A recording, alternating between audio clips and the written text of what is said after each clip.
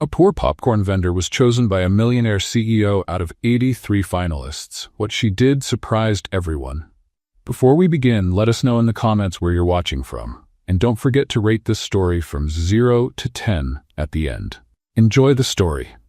Popcorn, fresh popcorn, more addictive than social media and sweeter than an ex asking for forgiveness.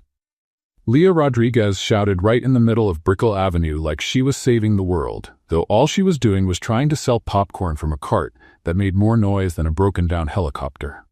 Her sneakers had more holes than a strainer, her yellow shirt was more faded than end-of-month hope. But her smile? Oh, it shone brighter than a digital influencer's teeth. "Mister in the suit, yes, you. The one pretending not to see me," she called out to a businessman picking up his pace. "Your stressed-out face is screaming, 'I need sugar!'" The man nearly tripped over his own tie trying to get away faster. Okay. But when you have a happiness withdrawal, don't say I didn't warn you." Leah laughed out loud, drawing glances from passers-by like she was some kind of zoo animal. That's exactly when Victor Dalmaida stepped out of the most important building in Miami, looking like a grumpy bear dressed in Armani. CEO of TechVision Corp., he had just found out his investors were more upset than a mother-in-law on a honeymoon. "Martinez, listen carefully," he yelled into the phone, waving his arms like a conductor leading an orchestra of panic. "If you can't explain why we lost $200 million last quarter, I'll transfer you to a department so far away, you'll need GPS just to find the bathroom." Victor was so caught up in threatening poor Martinez that he didn't realize he was holding a box of important documents, like it was a bouquet of flowers. And then Miami played a little trick. A gust of wind, one of those that only show up when you're in a hurry, swept down the avenue like a hurricane. Victor's box flew open and papers went flying everywhere. "Son of a..." Victor yelled, cutting himself off when he saw his secret reports flying through the city like lost pigeons. Profit charts fluttered in the air. Multi-million-dollar contracts did somersaults. And Victor? He ran down the sidewalk like a madman, trying to grab everything at once, looking like a juggler who had completely lost control. "Come back here for heaven's sake," he shouted at one sheet heading toward a storm drain. That's when Leah saw it and nearly choked from laughing so hard. "Oh my goodness," she laughed, leaving her cart behind. "You look like a dog chasing its own tail, except the tail is made of paper." Without a second thought, Leah jumped into rescue mode. She ran, slid, and darted along the sidewalk like she was on a crazy dance floor, catching papers in the air with the skill of a baseball player. "Got it!" she shouted, leaping to catch one just before it became pigeon lunch. This one almost turned into wedding confetti. Victor stopped in his tracks and stared at her, completely confused. A girl was literally flying down the sidewalk, laughing like crazy, catching his top-secret documents like it was the most fun thing in the world. Are you helping me or making fun of me?" he asked, out of breath. "Helping you. 2 people grabbing papers is better than 1. Leah laughed, handing him a stack of documents. "Besides, you look like a penguin trying to fly." "A penguin trying to fly?" Victor repeated, stunned. "Yes, lots of effort, 0 results, but very entertaining to watch." Leah laughed so hard that Victor felt the corners of his mouth twitch. By the time they'd gathered all the papers, Victor felt like he'd run a marathon. Leah, on the other hand, was glowing, like she'd just won the lottery. "Wow, you sweat a lot," she said, noticing how soaked Victor was. "You should exercise more, or at least chase flying papers more often." Victor stared at her, shocked. No one talked to him like that. I go to the gym," he muttered defensively. "The gym doesn't count. Machines do all the hard work there." Leah chuckled, heading back to her cart. "You need real exercise, like pushing a popcorn cart uphill." She started making a fresh bag of popcorn, humming softly. "What are you doing?" Victor asked, fascinated by her calmness. "Making your stress medicine," Leah replied, filling the bag to the top. "You're more tense than a badly tuned violin string." "I don't need," Victor started to protest. "Of course you do. Just look at your face." Leah pulled a dramatic face, mimicking his grumpy expression. "You look like you just sucked on a sour lemon." Despite himself, Victor let out a laugh. A real laugh, straight from the belly. "There, now you look human." Leah grinned, holding out the little paper bag. This is happiness popcorn, my grandma's secret recipe. Secret recipe? Victor raised an eyebrow. Yep, she put love into every kernel. Leah winked. She also added sugar, but love was the main ingredient. Victor took the bag, feeling its warmth through the paper. When was the last time someone gave him something without expecting anything in return? When was the last time someone made him laugh like that? How much do I owe you? He asked, reaching for his wallet. Nothing. It's on the house. Leah waved dramatically. Or better yet, on the sidewalk. I can't just take it for free. Sure you can. You gave me the best entertainment of the day. Leah laughed. Seriously, you chasing those papers was better than Netflix. Victor popped a piece of popcorn into his mouth. It was perfect, sweet, crunchy, made with care. This is really good, he admitted. I know, Leah said proudly. My popcorn has healed broken hearts, anxiety attacks, even emotional drama. Emotional drama? Victor chuckled. Yeah, when life gets you down and you just can't seem to reach happiness. My popcorn fixes that. Leah gave him a playful wink. Victor laughed again, a strange and wonderful feeling spreading through his chest. Well, I should get going, he said, still smiling. Go on then, be important. Leah gave a theatrical wave. But if you ever need more joy, you know where to find me. I'll be right here, saving the world one popcorn at a time. Victor walked back toward the building, but couldn't resist looking over his shoulder. Leah was already shouting again. Popcorn, popcorn more addictive than a text from your crush. He shook his head, chuckling softly. That girl was completely nuts. And for the first time in years, Victor Dalmeida didn't think that was such a bad thing. What he didn't know was that as he walked away, Leah was watching him, biting her lip thoughtfully. Who is that guy? She murmured. And why does he look like he needs a hug and a good laugh? She shrugged and went back to yelling. Popcorn. Fresh popcorn. Cheaper than therapy and just as good. 3 hours after the flying paper episode, Leah was counting the day's money when her phone rang. An unknown number flashed on the screen, and she almost didn't answer. It was probably another scam trying to sell health insurance for pets. Hello? She said, still sorting coins. Leah Rodriguez? A woman's voice, cool and professional, like the air conditioning at the mall. Speaking. If you're selling something, all I've got is popcorn. My name is Amanda, from the Human Resources Department at Tech Vision Corp. We'd like to invite you for a job interview tomorrow at 2 p.m. Leah nearly dropped the phone. Sorry, what? Tech Vision what now? Tech Vision Corporation, the largest tech company in the region. We're currently looking for candidates for the position of personal assistant to the CEO. Leah looked around, half expecting to see a hidden camera crew. Ma'am, I think you've got the wrong number. I sell popcorn on the street. There's no mistake, Miss Rodriguez. You were personally recommended. May I confirm your attendance? Recommended by who? I don't even have a resume. I barely know how to use Excel. That will be evaluated during the selection process. Can I confirm your presence? Leah paused for a few seconds, trying to process everything, then burst into laughter. Okay, what's the prank? My cousin Roberto's behind this, isn't he? Just tell me I fell for it. Miss Rodriguez, this is not a prank, it's a real job opportunity. The voice remained calm and professional. Leah stopped laughing. Wait, are you serious?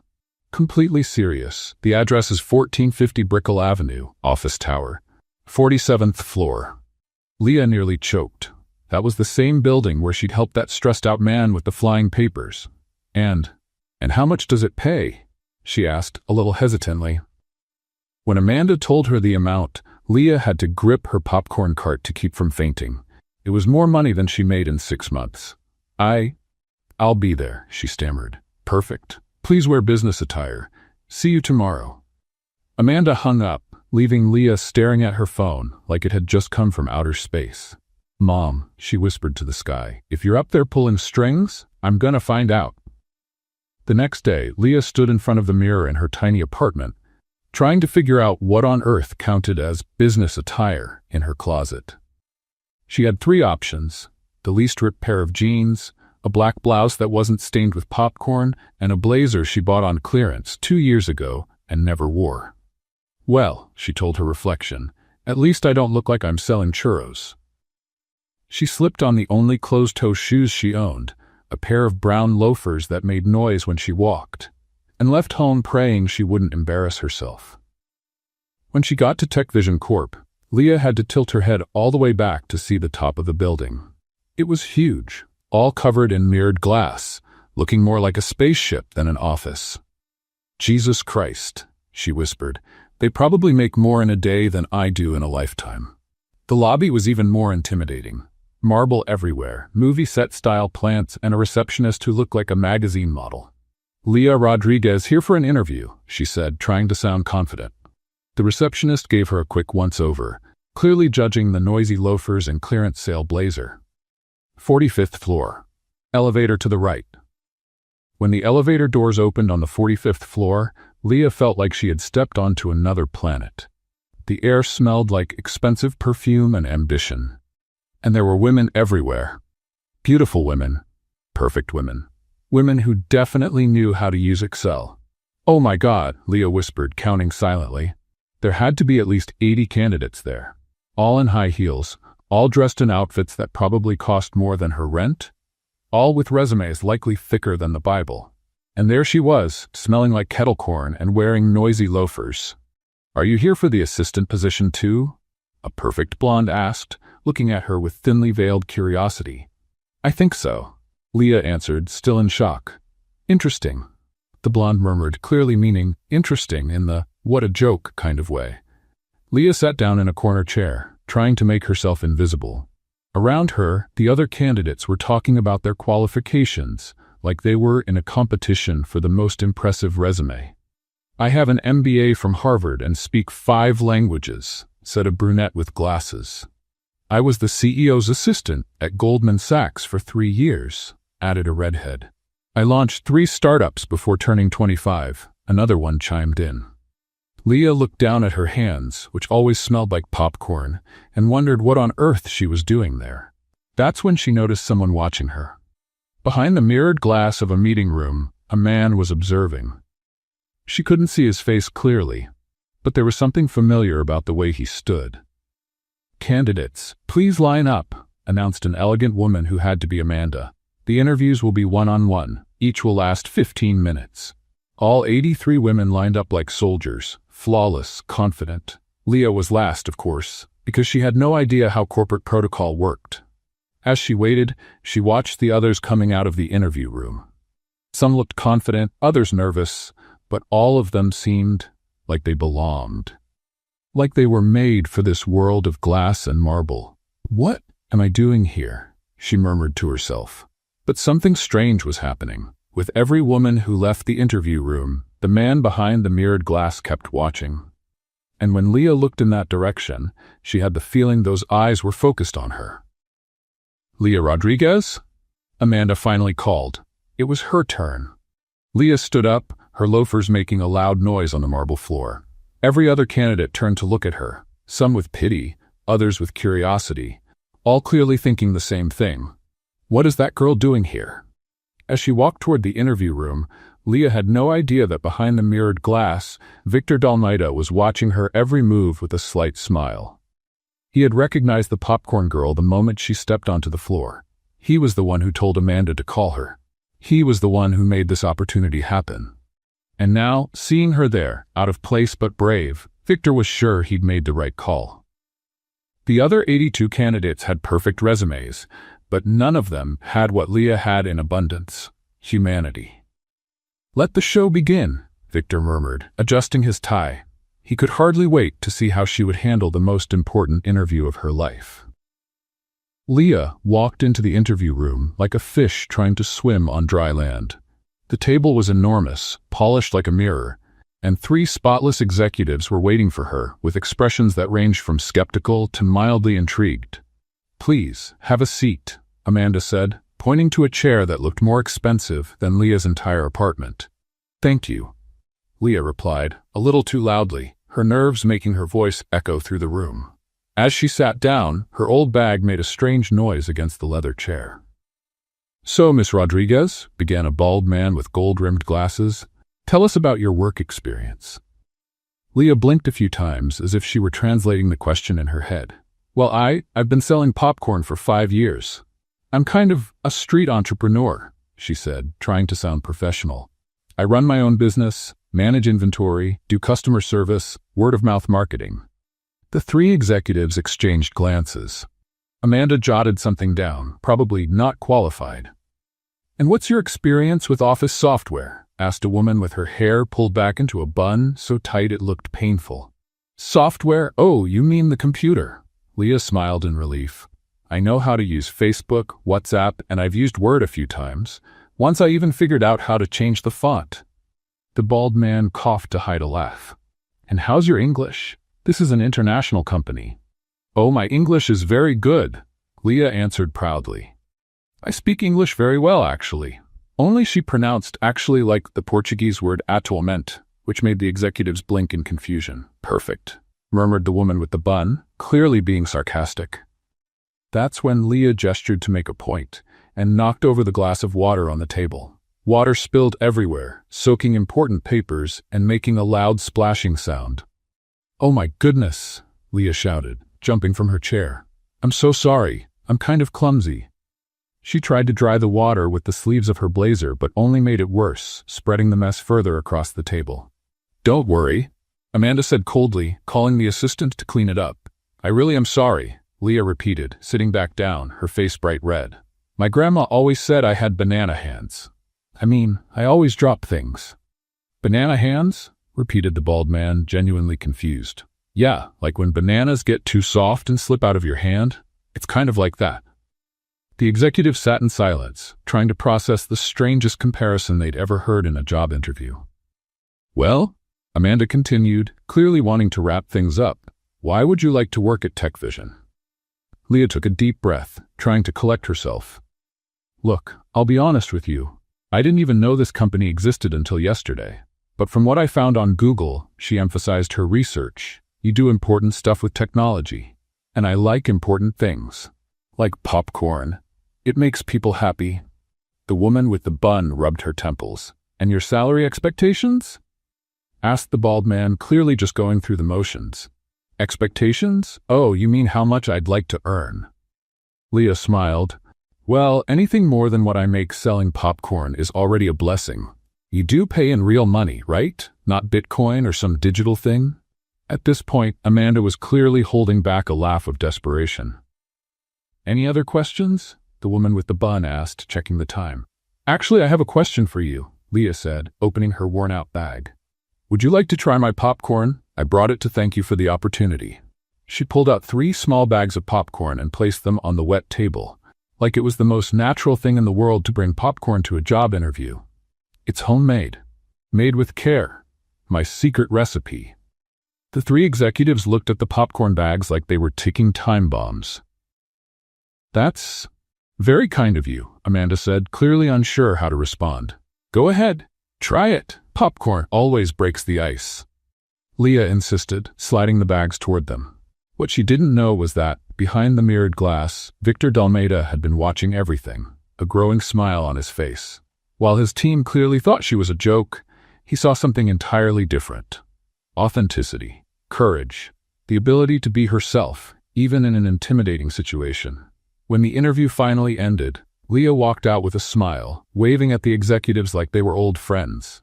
"Bye. It was a pleasure meeting you all. I hope you enjoy the popcorn." As soon as she left, the 3 executives looked at one another. "Well," said Amanda, "I think we can cross her off the list." "Definitely," agreed the woman with the bun. "I've never seen anything so unexpected." "Poor thing," murmured the bald man. "She seemed like a nice person, but clearly not the right fit." They were absolutely sure Leah Rodriguez would be eliminated before she even got home. What they didn't know was that Victor had made his decision the moment she offered popcorn as a thank you. The next day, when Amanda called with the results, her voice was trembling with disbelief. "Leah Rodriguez? Congratulations. You've been selected for the position." On the other end of the line, Leah almost fainted. And at TechVision Corp., 3 very confused executives were still trying to understand how the popcorn girl had landed the dream job. The answer was in a room on the 47th floor, where Victor Dalmeida was smiling to himself, already imagining how interesting it would be to work with someone who handed out popcorn during job interviews. "This is going to be fun," he murmured, looking out the window. Leah Rodriguez's first day at TechVision Corp started with her getting lost in the maze of hallways on the 47th floor. Holding a hand-drawn map, Amanda had quickly scribbled on a piece of paper. Room 17. Room 17, she mumbled, walking past the same hallway for what felt like the 15th time. This place is huge, like a mall without the stores. Every hallway looked the same. Glass walls, gray carpet, and people in suits rushing by with serious faces. Leah felt like a kid lost in a supermarket, except instead of looking for her mom, she was trying to find her desk. "Excuse me," she stopped a stylish woman in high heels. "Do you know where room 17 is?" The woman looked her up and down, taking in Leah's simple dress and faux leather bag. "And who are you?" she asked, as if Leah were from another planet. "Leah Rodriguez, new assistant," Leah said cheerfully. "First day." The woman raised an eyebrow, clearly doubting someone like Leah could work there. "Room 17 is down the hall, to the right," she said coldly, then walked off, whispering something to a colleague. Leah followed the directions and finally found a door marked 17. Without knocking, after all, it was her new office, she walked in with a smile. "Good morning. I'm Leah, the new," she stopped mid-sentence. Sitting behind a large desk was a man in his mid-60s, with neatly combed gray hair and a suit that probably cost more than a car. He looked at her in pure shock. "Sorry, sir," Leah said, having no idea who he was. "I think you're in my office. But no worries. Finish up with the cleaning, and I'll wait outside." The man blinked several times as if he couldn't believe what he'd just heard. "Cleaning?" he repeated slowly. "Yeah, I know you probably have a schedule for tidying up the offices. My desk must be a mess. It's my first day and all." Leah smiled politely. "Have you worked here long? This place must be a nightmare to keep clean." The man kept staring at her, his mouth slightly open. I'm not part of the cleaning staff," he finally said. "Oh, sorry. So you're with maintenance then? Here to fix something?" Leah looked around. "Everything seems to be working just fine to me." "I'm Charles Blackwood," he said, standing up slowly. "Chairman of the board at TechVision Corporation." There was a deafening silence. Leah blinked once, then twice, then her face turned bright red.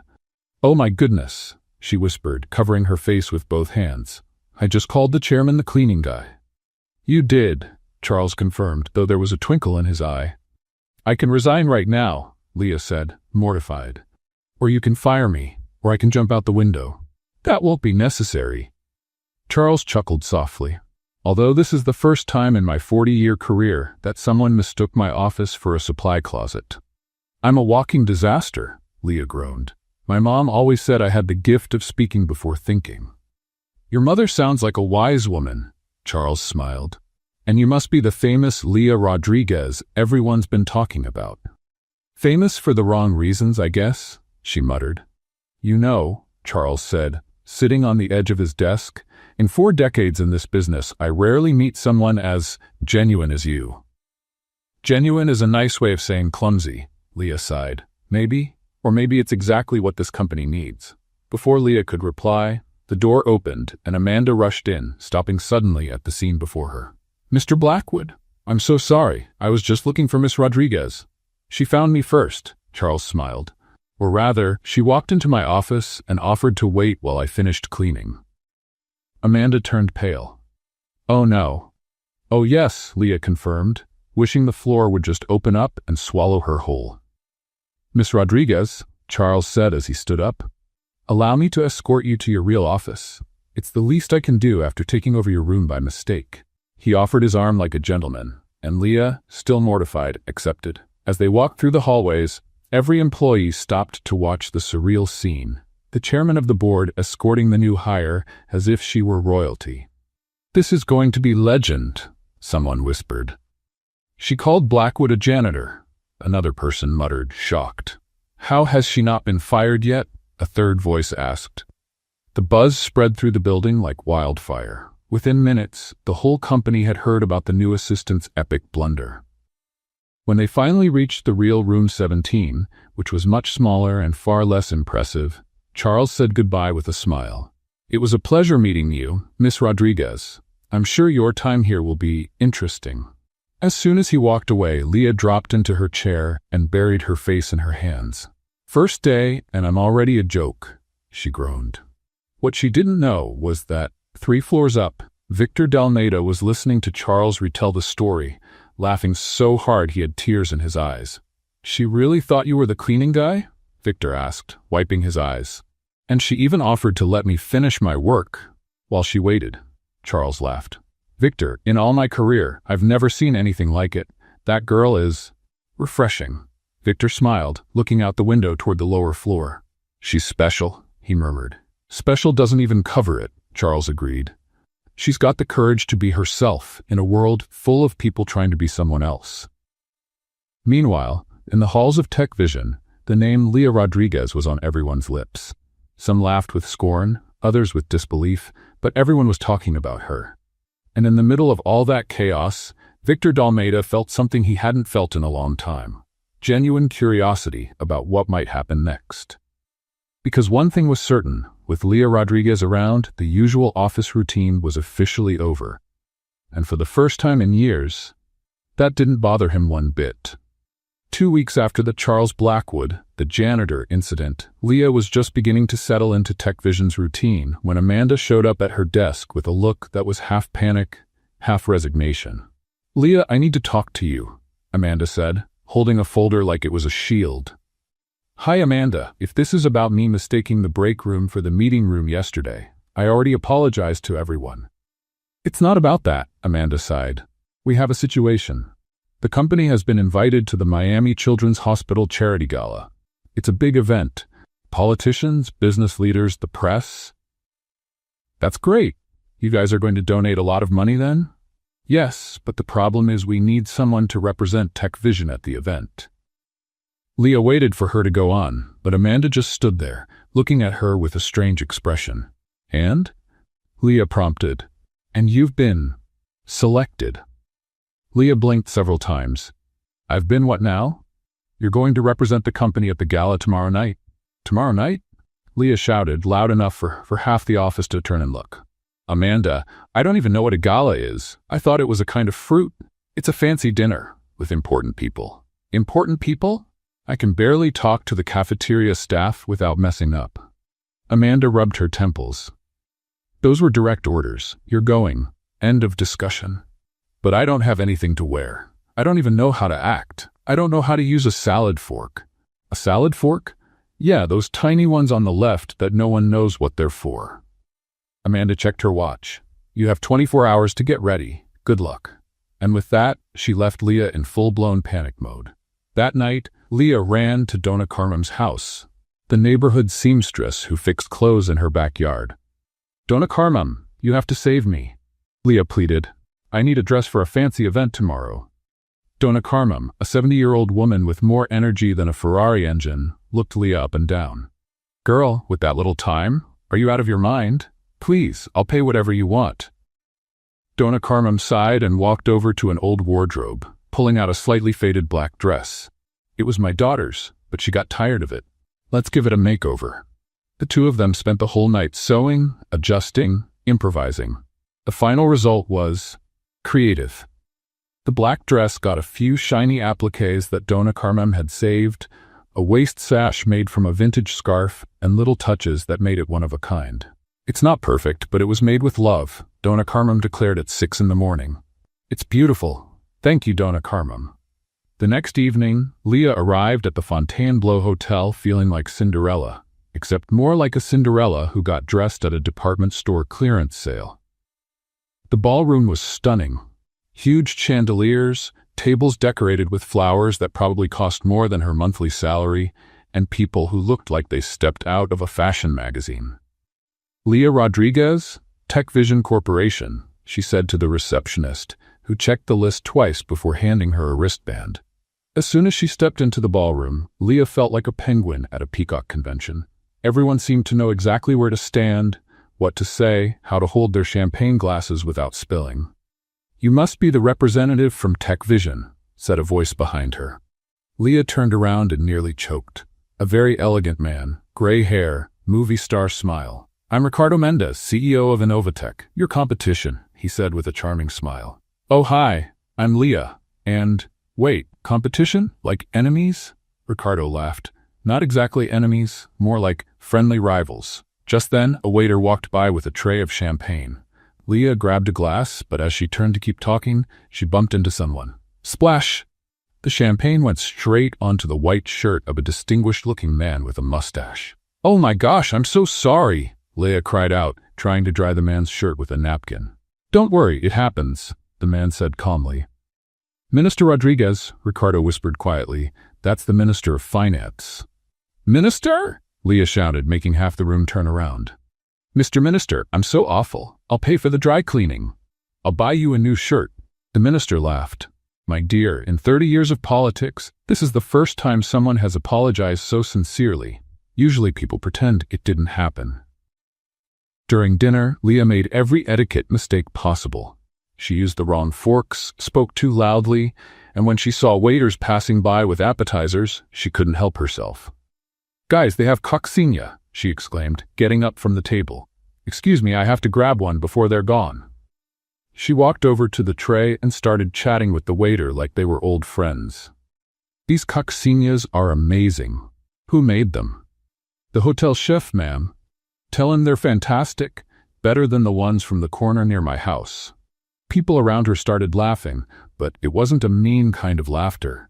It was the kind that comes from enjoying someone's genuine spirit. When Leah returned to the table with a small plate full of snacks, she found Ricardo looking at her with admiration. "You are refreshing," he said. "I'm a disaster," Leah replied, offering him a coccinha. "A delightful disaster." What Leah didn't know was that someone had filmed the coccinha moment and posted it online. Within hours, the video titled "Executive Eats Coccinha at Charity Gala" was going viral. The comments were hilarious. "She's all of us in real life. Finally, someone normal at a fancy event. I want to be her friend." Back at his apartment, Victor watched the video for the 10th time, shaking his head with a smile on his face. "She managed to bring some realness to an event that's usually faker than a $3 bill, he murmured. His phone rang. It was Charles Blackwood. "Victor, did you see the video?" "I did. The girl became a national meme in 24 hours. "I know. Is that good or bad for the company?" Victor looked at the video again, watching Leah chat with the waiter, making everyone around her laugh. "Honestly, Charles, I think it's the best thing that's ever happened to our corporate image." And for the first time, Victor Dalmeida realized he was completely fascinated by a woman who could turn any formal event into a backyard party. The problem was, he wasn't the only one who had noticed. The morning after the Coccinha Gala, as it was already being called online, Leah arrived at the office expecting to be fired. After all, she'd gone viral for eating finger food at a fancy event. It didn't seem like the kind of publicity a serious company would want. But when she got to her desk, she found something unexpected. A cream-colored envelope with no name on it, just sitting on her keyboard. "How strange," she whispered, looking around to see if anyone was watching her. She opened the envelope carefully and almost fainted when she saw what was inside. An official offer letter for a transfer to the Public Relations Department, with a salary exactly twice what she was currently making. "This can't be right," she whispered, reading the document 3 times. But there was more. A small handwritten note, in elegant script, said simply, "You have something none of the other 83 had." Leah felt her heart race. Someone had remembered the 83 candidates from the interview. Someone who had been there. Someone who... "Victor," she murmured, instinctively glancing up toward the upper floors. "Did you say something?" asked Jennifer from the next desk, clearly trying to see what Leah was reading. No, just talking to myself." Leah quickly folded the papers and slipped them into her bag. For the rest of the day, she couldn't focus on anything. She kept thinking about the note, wondering if it really meant what she thought it did.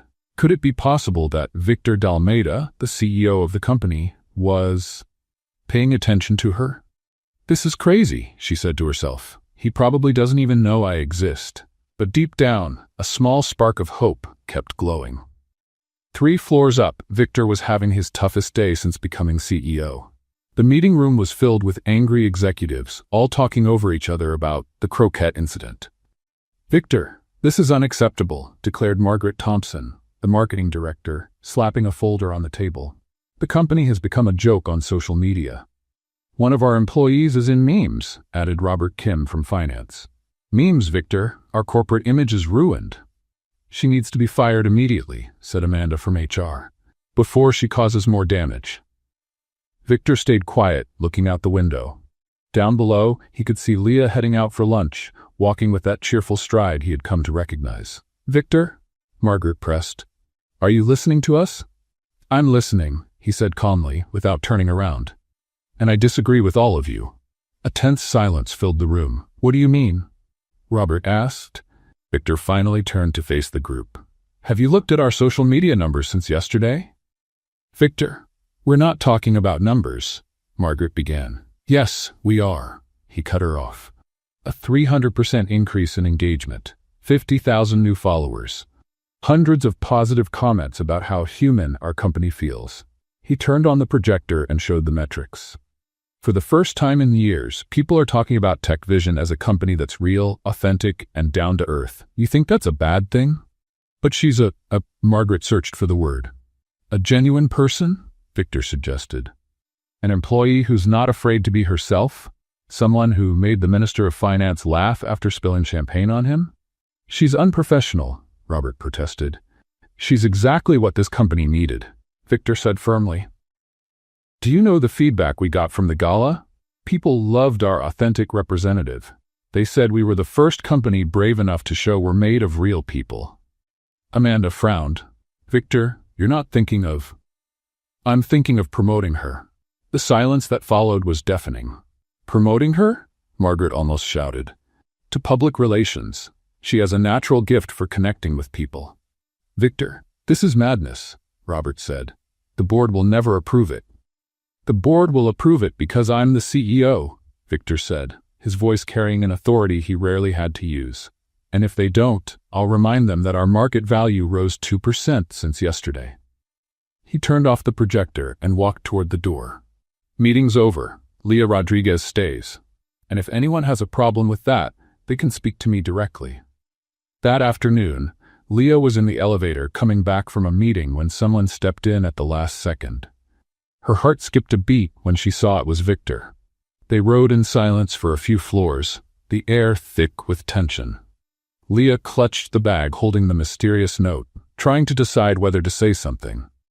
How was the event yesterday? Victor asked casually, not looking at her. It was interesting, Leah replied, trying to keep her voice steady. I think I made a few mistakes. Mistakes? Victor smiled slightly. I heard you were the highlight of the evening. Being known for eating croquettes isn't exactly the kind of highlight a company wants, right? Victor finally looked at her, and Leah felt like he could see straight into her soul. Depends on the company, he said softly. The elevator stopped at her floor. This is my floor, Leah said, but didn't move right away. Leah, Victor said as she was stepping out. Yes, sometimes the best things in life come in unexpected packages. The doors closed before she could reply, leaving her standing in the hallway, her heart pounding like a drum. That night at home, Leah read the note for the 20th time. You have something none of the other 83 had. And for the first time, she started to believe that maybe, just maybe, Victor Dalmeda really saw her as more than just a problem employee. What she didn't know was that, on the 47th floor, Victor was standing by the window, wondering exactly when the popcorn vendor had become the most important person in his thoughts. 2 weeks after the mysterious note incident, Amanda showed up at Leah's desk with a look that was part surprise, part resignation. A combination Leah was starting to recognize.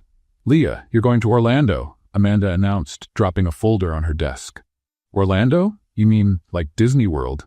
Leah asked excitedly. No, a tech conference, Tech Summit 2025. 3 days, 5-star hotel, important presentations. Leah blinked several times. Me? At a tech conference? Amanda, I barely know how to use Excel. Direct orders. You're going with the executive team. Executive team? Leah choked. That includes... Victor Dalmeda, yes. Leah felt her stomach do a double somersault with a twist. I can't go. I don't understand anything about technology. I'll embarrass myself. Too late. Your flight's tomorrow at 7 a.m. At the Miami airport, Leah arrived dragging a suitcase she'd borrowed from her neighbor, wearing the only blazer she owned. When she saw the Tech Vision executive team at the gate, all perfectly dressed with their designer luggage and sleek laptops, she wanted to hide behind a pillar. Leah! Victor waved, and she nearly tripped over her suitcase when she saw him in casual clothes. Jeans, an open-collar dress shirt, hair slightly messy. He looked human. "Hi," she said, still recovering from the shock of seeing him so approachable. On the plane, in what Leah suspected wasn't just a coincidence, her seat turned out to be right next to Victor's. "First time in Orlando?" he asked as they stowed their carry-ons. "First time on a plane," Leah admitted, nervously fastening her seatbelt. "Really?" Victor looked genuinely surprised. "My family never had money for flights. The farthest I've ever been was by bus to Fort Lauderdale." During takeoff, Leah gripped the armrest so tightly her knuckles turned white. Victor noticed. "The first time is always scary," he said gently. "Want me to explain what's happening?"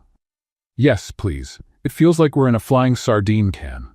Victor laughed. A real, honest laugh, not the polished kind executives use. "Technically, you're not wrong." As the flight went on, they began chatting naturally. Victor asked about her life, how she ended up selling popcorn, what her dreams were. Leah, in turn, asked what it was like to run a huge company and whether he'd ever felt as lost as she often did. "All the time," Victor admitted. "Sometimes I feel like I'm just pretending to know what I'm doing, hoping no one finds out." But you're the CEO. You're the boss of everyone. Imposter syndrome. Everyone has it. Even successful people. Especially successful people." Leah studied him curiously. "You're really different from what I expected." "How so?" "More normal. I thought you'd be more arrogant, you know? More, I'm important, get out of my way." Victor smiled. "Sometimes I have to be like that. But it's not who I really am." At the conference, Leah felt completely out of place among the technical presentations and conversations about artificial intelligence and blockchain. But during a panel on humanizing technology, something clicked in her mind. When they opened the floor for questions, Leah raised her hand before she could change her mind. "Yes, the lady in red." The moderator pointed to her. Leah stood up, feeling hundreds of eyes on her. I don't know much about technology," she began, hearing a few muffled laughs. "But I work with people every day. And you know what the problem with technology is these days? It forgets that there's a real person on the other side of the screen." The room went silent. "You build amazing apps, but no one explains to my 70-year-old neighbor how to use them. You make beautiful websites, but my cousin who has dyslexia can't read them. Technology should serve people, not the other way around." When she finished, there was a moment of silence before the applause began. Not polite applause, but real, heartfelt clapping. After the session, a well-dressed man with a European accent approached her. "Sorry to interrupt, but I must say, your comment was brilliant," he said in English. "I'm Hans Müller, CEO of Tech Europe. She is what the real world looks like." Victor, who had watched everything from a distance, felt something stir in his chest. Pride, admiration, and something deeper he wasn't ready to name just yet. That night at the hotel, Victor knocked on Leah's door. "Hi," she said, surprised to see him. "Is something wrong? Can I come in? I need to talk to you." Leah let him in, suddenly very aware that she was wearing casual clothes, a t-shirt and sweatpants, while he still looked perfectly put together. "Leah, what you did today at the conference was extraordinary. I just said what I thought." "Exactly, and it was brilliant." Victor walked to the window, then turned to face her. "I need to tell you something." Leah's heart began to race. "I was the one who asked for you to be called for the interview. I was the one who hired you. And I was the one who left that note on your desk." Leah felt her knees go weak. "You? Since the day you helped me with those papers, since you offered popcorn to a stressed-out stranger, I haven't been able to stop thinking about you." He took a step toward her.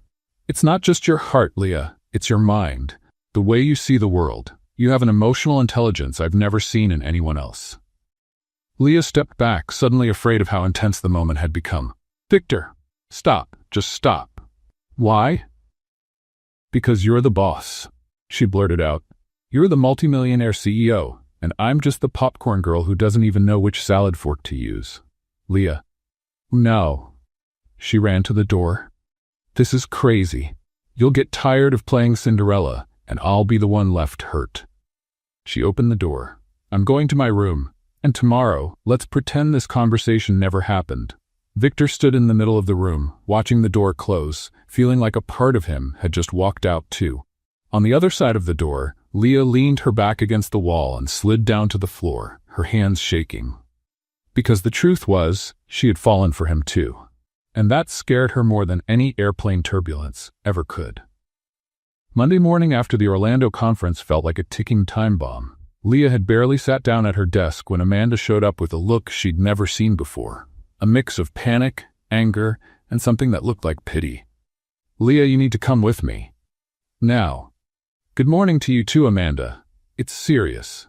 Amanda grabbed her arm. "Really serious." They walked quickly through the hallways, and Leah noticed people stop talking as she passed. Strange looks, whispers, people pointing at their phones. Something was definitely wrong. "Amanda, you're scaring me. What's happening?" Amanda stopped in front of the conference room and took a deep breath. "There's an article about you this morning." "An article? About me? Why?" Amanda handed her a tablet. On the screen, the headline made Leah's blood run cold. "Scandal at Tech Vision. Multimillionaire CEO in forbidden romance with unqualified employee."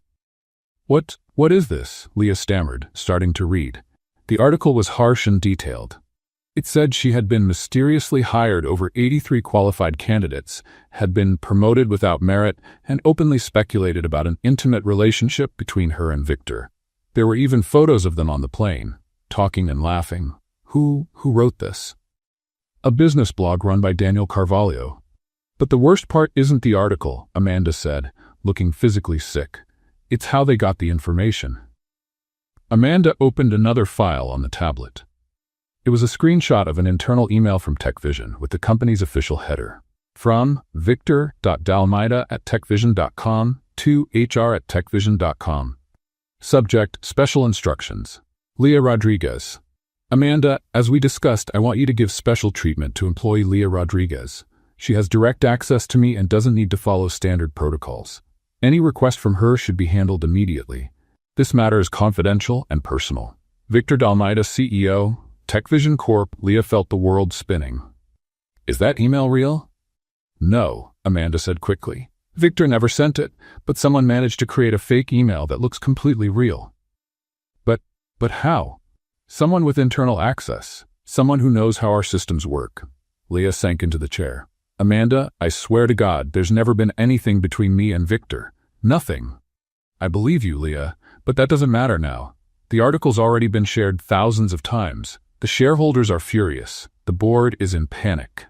Amanda sat beside her. "Leah, they want you to be removed." "Removed? Fired. Today." The silence that followed was deafening. Leah looked at the article again, seeing her photo next to Victor's under the caption, "A fairy tale turned upside down." "Someone did this on purpose," she whispered. "Someone wants me out." "Looks like it. But who and why?" Amanda shook her head. "I don't know.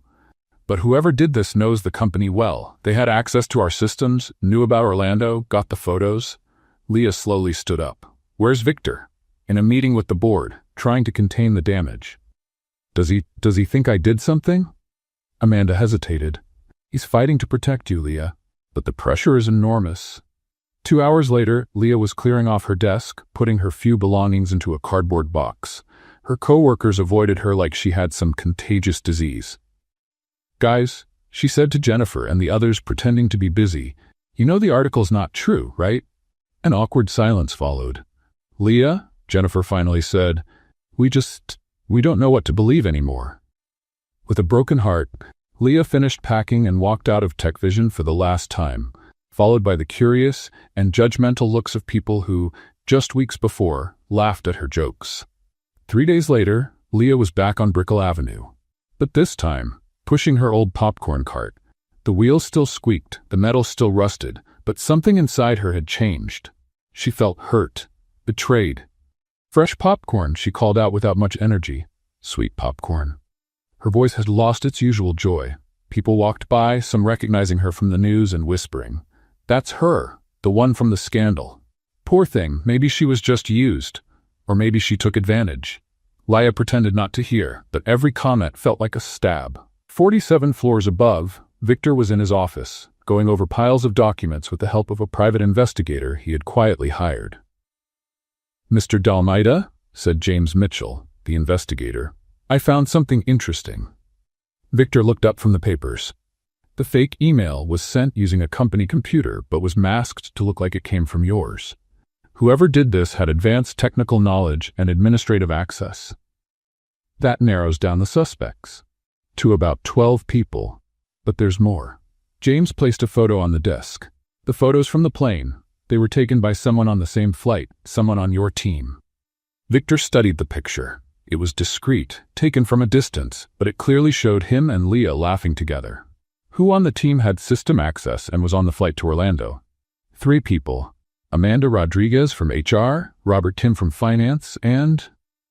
James paused dramatically. And Margaret Thompson, Marketing Director. Victor clenched his fists. Margaret, one of the loudest voices calling for Leah's firing. Margaret, who always questioned his decisions. Margaret, who had both the technical knowledge and the access. I need solid proof, James. I'm already working on it. But Mr. Dalmeida. Yes? Why would someone do this? What would the motive be? Victor looked out the window, spotting the small figure of Leah on the sidewalk, pushing her cart. Power, he said simply. Someone saw Leah as a threat to the status quo and decided to take her out. What Victor didn't say was that while investigating who had sabotaged Leah, he had come to a painful realization about himself. He was completely in love with her. And now, because of someone's scheme, he might never get the chance to fix the damage his confession in Orlando had caused. But he was going to find out who did it. And when he did, there would be consequences. 1 week after Leah's dismissal, Victor was still in his office at 11 p.m., surrounded by documents, screenshots, and evidence James Mitchell had carefully collected. The private investigator had been discreet, but effective. And now the pieces of the puzzle were finally coming together, filling Victor with a cold, simmering anger. James, are you absolutely sure? Victor asked, scanning the evidence spread across his desk again. Completely sure, Mr. Dalmeida. Margaret Thompson wasn't just involved. She was the mastermind behind everything from the very beginning. James opened his laptop and showed a series of computer logs. Look here. On the day of Leah's interview, Margaret accessed the HR system 17 times. She was monitoring every step of the hiring process.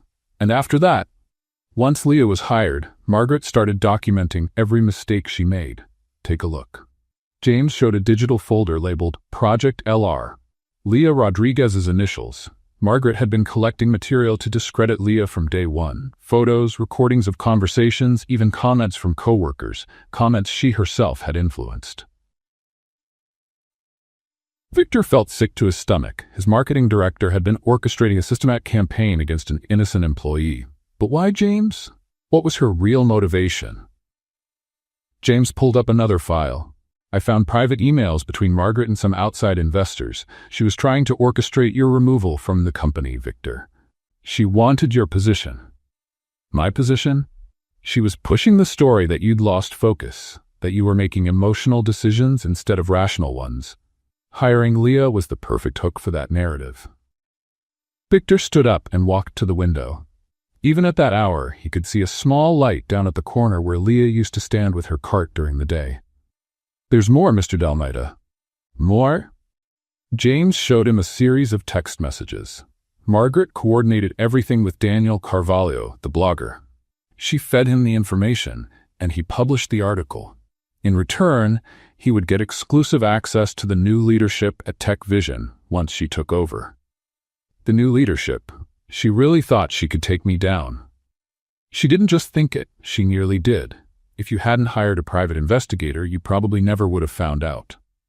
Victor clenched his fists. Margaret Thompson, his marketing director for 5 years, someone he trusted, had destroyed the life of an innocent person purely out of ambition. James, I need you to prepare a full report.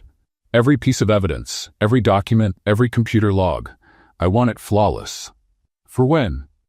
Tomorrow morning. I'm calling the board. The next morning, the Tech Vision boardroom was tense. Charles Blackwood, the chairman, had called an emergency meeting at Victor's request. All board members were present, along with Margaret Thompson, who clearly had no idea what was about to happen.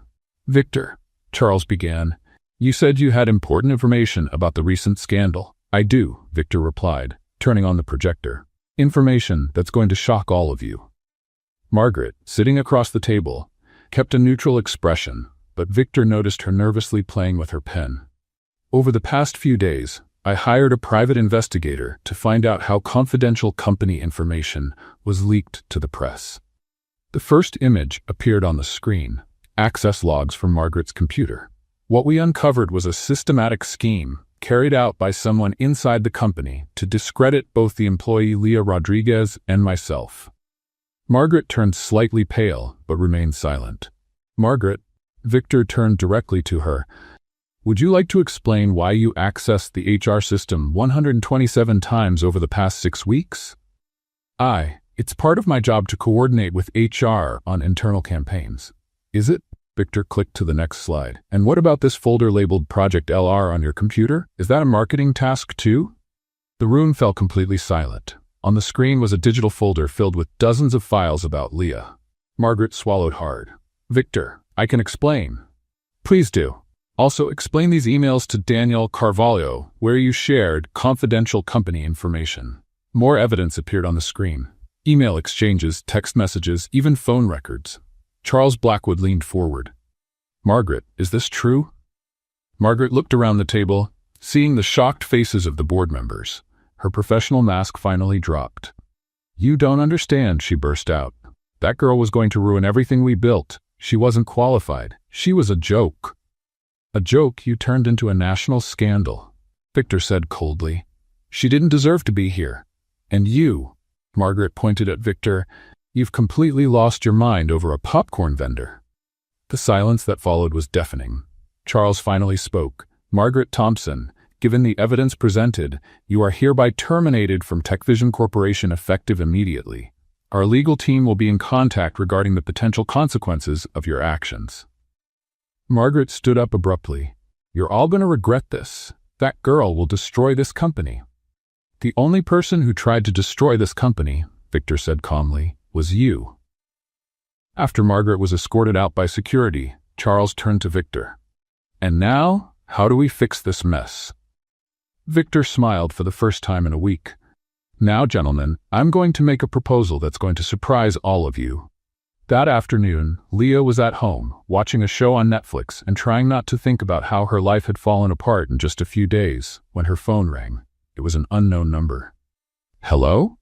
Leah Rodriguez? Yes. My name is James Mitchell. I'm calling on behalf of Victor Dalmeida. Do you have a few minutes? Leah almost hung up. If this is about offering me money to stay quiet about something. No, ma'am. It's to show you the truth about what really happened. 20 minutes later, Leah received an email with a video file. It was the full recording of the board meeting, showing all the evidence against Margaret, her confession, and her dismissal. Leah watched it in total shock. Margaret Thompson, the elegant director who always looked down on her, had orchestrated the entire sabotage. When the video ended, her phone rang again. It was Victor. Leah, I watched the video. I'm so sorry for everything. You didn't deserve to go through that. Leah was crying, but they were tears of relief. You found out who did this to me. It was my responsibility. I'm the one who put you in this situation. Victor. Leah, I know I don't have the right to ask this after everything that happened, but would you like to come back? Come back? To TechVision, but not as an assistant. Leah held her breath. As what? As Director of Social Impact, with your own team, your own budget, and the freedom to create that really make a difference in people's lives. There was a long pause. Leah, are you still there? I'm here, she whispered. I'm just trying to take in the fact that you not only found out who sabotaged me, but you're also offering me my dream job. Do you accept? Leah looked out the window of her small apartment, then at the paused video on her screen, showing Victor standing up for her in front of the entire board. I accept, she said, smiling for the first time in a week. Great. You start on Monday. Victor? Yes. Thank you for believing in me, for standing up for me. Always, Leah, always. When they hung up, Leah threw herself on the couch and let out a joyful scream. The truth had finally come out, and her life was about to change all over again. Monday back at TechVision was completely different from anything Leah had imagined.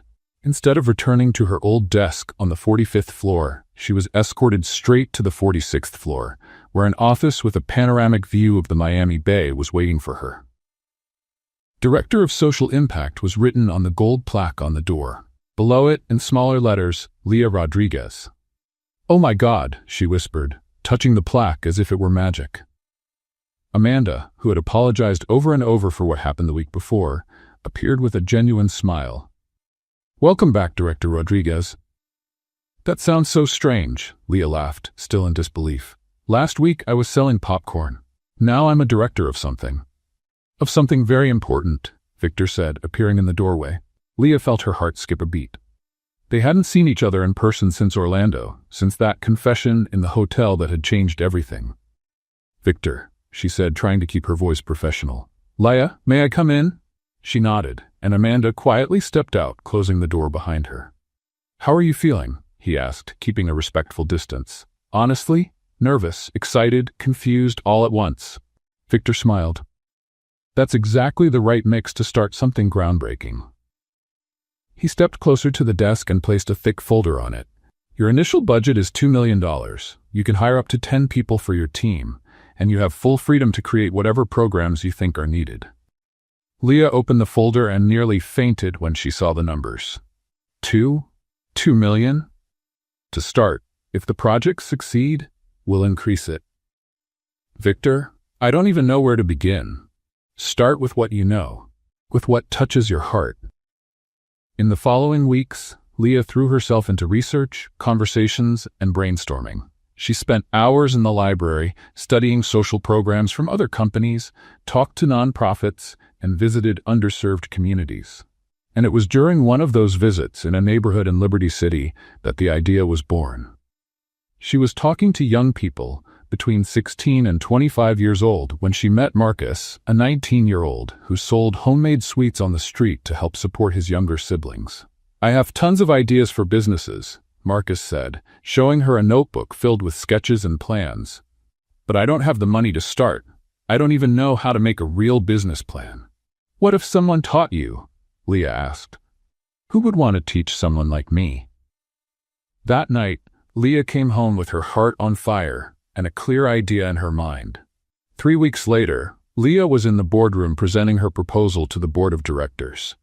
The presentation was called Popcorn Entrepreneurs, Turning Dreams into Business. "The concept is simple," she explained, clicking to the first slide. "We identify talented young people in underserved communities who have business ideas but lack the resources or knowledge to bring them to life."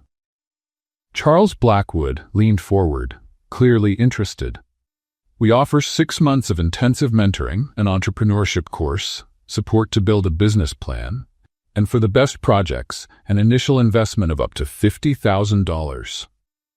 $50,000 per project?" one of the board members asked. "The pilot program will have 20 participants. That means $1 million in direct investments, plus operating costs." Victor, who had been quietly watching, smiled as the next slide appeared.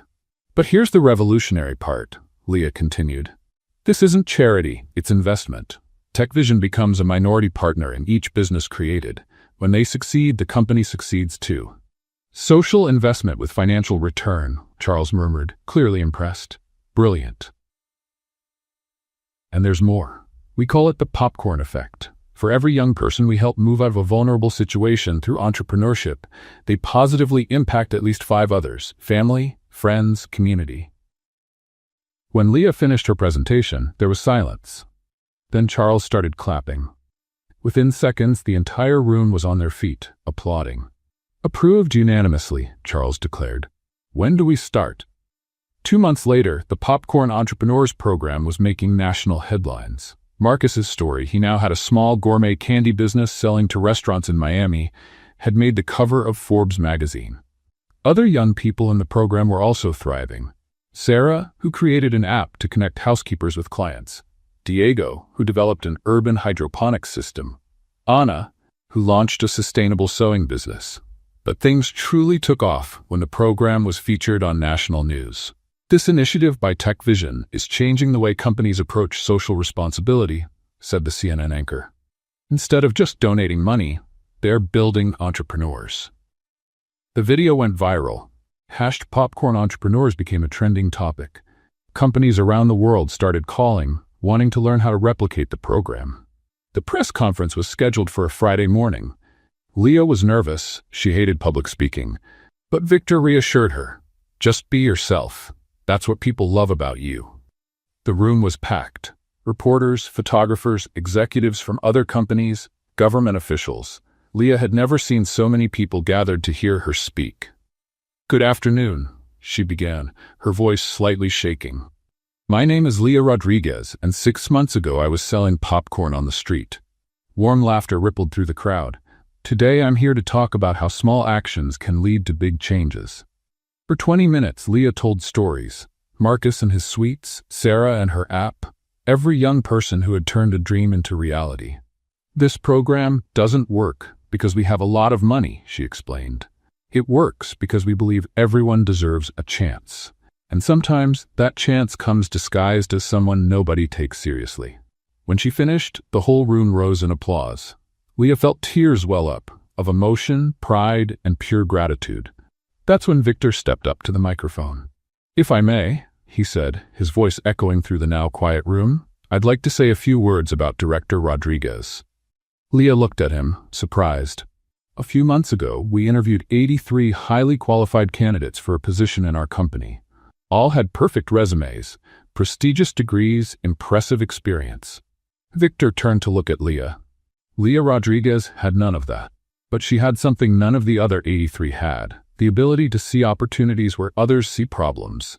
The courage to believe in people society has given up on. The humility to learn and the wisdom to teach. His voice grew stronger.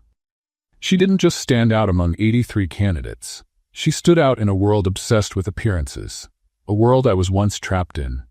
She taught me that real qualification isn't measured by diplomas, but by impact. And her impact has already changed more than 100 lives directly and thousands more indirectly. The room burst into applause again, but Leah could only look at Victor, noticing something in his eyes that made her cheeks flush. Admiration, pride, and something deeper, something she wasn't ready to name in public. When the press conference ended and the reporters left, Leah and Victor were alone in the empty hall. "Thank you," she said simply. "For what? For believing in me, for giving me this chance, for falling in love with you?" Victor asked gently. Leah felt her heart skip a beat. "Victor, I know it's complicated. I know we're boss and employee, but after today, after seeing what you built, I need you to know, I'm completely in love with the extraordinary woman you are." Leah looked at him, the man who had turned her life upside down not once but twice. "And what if I told you I'm in love too?" she whispered. Victor smiled, that same smile she had first seen on the sidewalk when she offered popcorn to a stressed-out stranger. "Then I'd say, maybe it's time we stop pretending this is just business." And for the first time since Orlando, Leah didn't pull away when he came closer, because now she finally knew she deserved to be there. 3 months after the press conference that changed everything, Tech Vision was hosting the most anticipated event of the year, the official opening of the Entrepreneurial Popcorn Center, the first physical space dedicated to Leah's program. The event was being held at the center itself, a renovated building in Wynwood that had once been an abandoned warehouse and now stood shining as a symbol of transformation.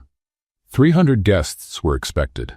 Business leaders, politicians, investors, media, and most importantly, the young entrepreneurs whose lives had been touched by the program. Leah was at her apartment, staring at 3 dresses spread across the bed, completely lost. "Mrs. Carmen," she called out to her neighbor, who had become her unofficial fashion advisor. "Help." Mrs. Carmen appeared at the door, now 71 years old and still full of energy. "Girl, you're more nervous than a bride on her wedding day. What's the problem?" "I don't know which dress to wear. It's the launch of my project. There'll be media, important people." "Will Victor be there?" Mrs. Herstret Carmen asked with a knowing smile. Leah blushed. Over the past few weeks, she and Victor had started dating quietly. Private dinners, weekend walks, long late-night conversations, but always out of view from the company and the press. "He will," she admitted, "and I want to look perfect." "Then wear the blue one," Mrs. Carmen said confidently. "It brings out your eyes when you're happy." The Entrepreneurship Center looked amazing. Soft lighting, modern yet welcoming decor, and everywhere you looked, photos and stories of young people who had changed their lives through the program. Marcus was there, now the owner of a candy business employing 15 people. Sarah had sold her app for $500,000 and was working on her second one. Diego had just signed a contract with the city to supply hydroponic vegetables to public schools. Director Rodriguez. Marcus greeted her with a warm hug. "Did you see my stories on the main wall?" Leah smiled, her heart swelling with pride. The main wall of the center told the story of each entrepreneur, from their first idea to their current success. "You deserve to be there, Marcus. You and all the others." "No, Director. You deserve to be there. Without you, we'd still be dreaming instead of making things happen." As Leah moved through the event, greeting guests and sharing stories from the program, she noticed Victor watching her from a distance. He looked as polished as ever, but there was something different in his eyes, a kind of intensity she couldn't quite read. "Ladies and gentlemen," the host's voice echoed through the space, "we ask that everyone please make their way to the main hall for the official opening ceremony." The main hall was packed. Leah took her seat at the head table, next to Charles Blackwood, the mayor of Miami, and other dignitaries. Victor was seated a few chairs away, but she could feel his eyes on her. "Our first speaker tonight," the host announced, "is the creator and director of the entrepreneurial popcorn program, Leah Rodriguez." Applause filled the hall as Leah stepped up to the podium. She had prepared a technical speech, full of numbers and statistics meant to impress the investors in the room. But when she looked out and saw the faces of the young entrepreneurs, Marcus, Sarah, Diego, Anna, and so many others, she tossed the prepared speech aside. "Good evening," she began, her voice steady and confident. 6 months ago, if someone had told me I'd be standing here today opening an entrepreneurship center, I probably would have handed them some popcorn and told them to find a therapist." Light laughter spread through the room. "But the truth is, we're all here tonight because we believe in one simple thing. Everyone deserves a chance. And sometimes that chance comes from the most unexpected place." She spoke for 15 minutes, sharing personal stories, talking about dreams, making people laugh and cry. When she finished, the entire room stood for a 3-minute standing ovation. "Thank you," she said, walking back to the head table. But the host stopped her. "My apologies, Director Rodriguez, but the CEO of Tech Vision, Mr. Victor Dalmaida, would like to say a few words." Leah looked surprised. This wasn't on the schedule. Victor stood up and walked to the podium, holding a golden envelope and a small blue velvet box that made Leah's heart stop. "Thank you," Victor said, his voice echoing through the quiet hall. "I hadn't planned to speak today, but after hearing Leah, I realized there are some things that need to be said. In public." He looked straight at her. "Leah, you said that everyone deserves a chance. But what you didn't say is that you gave all of us a chance too. You taught us that business isn't just about profit, it's about purpose." Victor opened the golden envelope. "That's why, on behalf of Tech Vision Corporation, I'd like to announce the first sponsorship contract for the Popcorn Entrepreneurs Program. $5 million over the next 3 years, ensuring that 500 more young people get the chance to turn their dreams into reality." The hall erupted in applause, but Victor raised his hand, asking for silence. "But there's something even more important I need to say." He picked up the small velvet box and walked over to where Leah was sitting, completely stunned. "Leah Rodriguez," he said, kneeling down in front of the whole audience. "A few months ago, you were one of 83 candidates for a job at my company. Today, you're not only the best employee I've ever had, you're the woman who completely changed my life." Leah felt tears start to roll down her cheeks. "Of all the women I've met, of all the possibilities life has given me, I chose you. And it wasn't out of pity, it wasn't charity, and it wasn't on impulse." Victor opened the box, revealing a diamond ring that sparkled under the lights of the hall. "It was because of what you taught me that real love isn't about finding someone perfect. It's about finding someone who makes you want to be a better person every single day." The hall was completely silent. 300 people held their breath. "Leah Rodriguez, will you marry me?" Leah looked at him. The man who had turned her life from a popcorn vendor into a director of social programs, who had stood up for her when no one else did. who fell in love not with her looks but with her soul. "Victor," she whispered, then cleared her throat and spoke loud enough for everyone to hear. "When I offered popcorn to a stressed-out stranger on the sidewalk, I never imagined I was offering my heart too." She stood up, and so did he. "Yes," she said, her voice clear and steady. "Yes, I'll marry you." The hall exploded. Applause, cheers, people standing, photographers flashing their cameras. Victor placed the ring on Leah's finger and kissed her, right there in front of everyone. When they pulled apart, Leah saw tears in his eyes too. "I love you," he whispered in her ear. "I love you too," she replied. Among the cheering crowd, Leah noticed familiar faces. Charles Blackwood quietly wiping his glasses. Amanda crying tears of joy. The young entrepreneurs cheering like they were family. And at the back of the room, she even saw a few of the executives who had once doubted her, now clapping genuinely. "I think we got their approval," Victor joked, glancing at the crowd celebrating around them. "I think so," Leah laughed, looking at the ring on her finger. "But are you sure? I'm still the girl who spilled water during her job interview." "You're the woman who transformed an entire company with love and determination," Victor said, holding her face in his hands. "And I couldn't be prouder to be your future husband." As the celebration continued around them, Leah thought about how funny life could be. Just a year ago, she was on a sidewalk selling popcorn, dreaming of a better life. Now, she was engaged to the man of her dreams, leading a program that was changing lives. Surrounded by people who loved her just the way she was. 6 months after the marriage proposal that had made national headlines, Leah was standing in the garden of the house she and Victor had bought together in Coral Gables, admiring a very special piece that held a place of honor near the pool. Her old popcorn cart. But it wasn't the rusty, noisy cart from before. It was completely restored, painted in a vibrant blue with golden details, and a bronze plaque read, "Where it all began, national symbol of the Popcorn Entrepreneurs Project." "I still can't believe they turned my old little cart into a national monument," Leah laughed, gently running her hand along the restored side. Victor came up behind her, wrapping his arms around her. "That cart changed more lives than any piece of technology I've ever created," he said, kissing the top of her head. "It deserves to be in every museum in the country." It was true.